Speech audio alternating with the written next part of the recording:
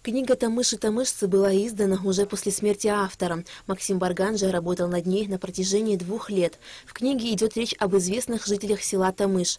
Представленные истории жизни людей Максим Барганжа разделил на несколько глав. Долгожители, участники Первой мировой войны, жертвы сталинских репрессий, участники Великой Отечественной войны, участники Отечественной войны народа Абхазии, люди разных призваний и судеб.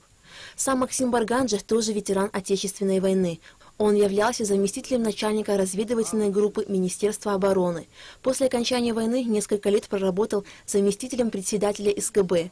Внес огромный вклад в становление службы и совершенствование ее деятельности.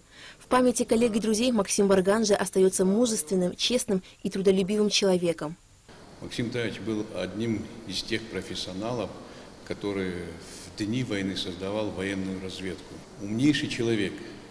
Его данные были не раскрыты. Особенно те люди, которые работали в советский период в Комитете государственной безопасности, о них очень мало говорили. Человек, который мог повести за собой своих младших, всегда давал профессиональные советы. Знаете, вот быть разведчиком — это немножко сложно. Быть простым бойцом, конечно, проще, а когда ты несешь ответственность за себя и за тех людей, которые потом по твоей информации пойдут в бой, это очень сложно. В последние годы жизни Максим Барганжа собирал материалы о выдающихся личностях, выходцах из родного села. Уточнял собранные данные у тамышцев, даже тех, кто уже давно живет за пределами Абхазии.